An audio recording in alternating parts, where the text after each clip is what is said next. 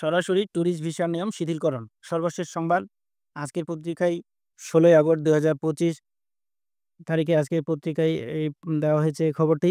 যারা ভিসা প্রার্থী তাদের জন্য এই ভিডিওটি অনেক স্বস্তিদায়ক হতে যাচ্ছে।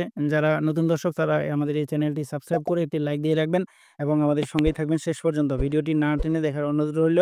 তাহলে অনেক কিছু আপনারা বুঝতে পারবেন ভারত কেন আমাদের ভিসা দিচ্ছে এবং ভারতীয় ভিসা শিথিলকরণ করে ফেলছে। ভারত আমাদের ভিসা না দিলে তাদের যে কত বড় ক্ষতি হচ্ছে, কী, কী ক্ষতি হচ্ছে সব বিষয়ে আজকে আপনাদের জানানোর চেষ্টা করব। বাংলাদেশি নাগরিকদের জন্য ভারতীয় ভিসা প্রাপ্তি সহজতর এবং সাধারণ করার চলমান প্রক্রিয়ার অংশ হিসাবে ট্যুরিস্ট ভিসার আবেদনকারীদের ভারত যাওয়ার নিশ্চিত বিমান টিকিট সহ সরাসরি সাক্ষাৎ করতে এবং ভারত ভ্রমণের তারিখের ৩ মাস পূর্বে তাদের ভিসার আবেদনপত্র জমা দিতে পারবেন। বিদ্যমান নিয়ম অনুযায়ী আবেদনকারীগণ সরাসরি সাক্ষাৎ করতে এবং ভারত ভ্রমণের তারিখ থেকে ১ মাস পূর্বে আবেদনপত্র জমা দিতে পারবেন। এই শিথিলকরণ প্রক্রিয়া রাজশাহী, রংপুর, সিলেট, চট্টগ্রাম, খুলনা, যশোর, ময়মনসিংহ, বরিশাল এবং ঢাকায় মিরপুর আইভিএসি সহ ৯টি ভারতীয় ভিসা আবেদন কেন্দ্র আইভিএসিগুলোতে কার্যকরী হবে।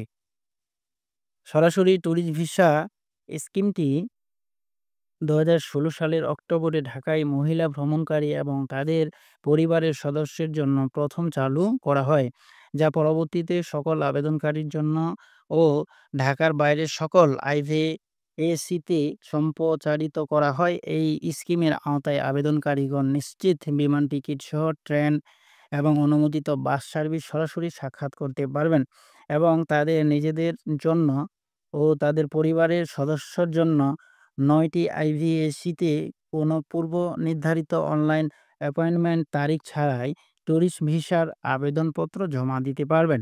মিরপুরের আইভিএসিটি শনিবার, শুক্রবার মহিলা আবেদনকারীদের জন্য খোলা থাকে। এই পদক্ষেপগুলোর লক্ষ্য ভারতীয় ভিসা প্রাপ্তি সহজ করা এবং ভারত ও বাংলাদেশের মানুষের মধ্যে যোগাযোগ দৃঢ় করা। ২৬ তাহলে আপনারা যে খবরটি দেখলেন যে যারা ভারত যেতে চাচ্ছেন, ভারতীয় ভিসা প্রার্থী তাদের জন্য আ স ট্যুরিস্ট ভিসা শিথিলকরণ করা হয়েছে। আবেদন কিভাবে করতে হবে, কত তারিখের মধ্যে সেটা আপনাদের জানাই দেওয়ার চেষ্টা করলাম। আপনাদের যদি আরো কোনো প্রশ্ন থেকে থাকে তাহলে আমাদের কমেন্টে আপনারা অবশ্যই লিখে রাখবেন। সেই কমেন্টের উপর নির্ভর করে আমরা পরবর্তী ভিডিও বানাতে উদ্বুদ্ধ হব। ততক্ষণে আপনারা ভালো থাকবেন। আসসালামু আলাইকুম।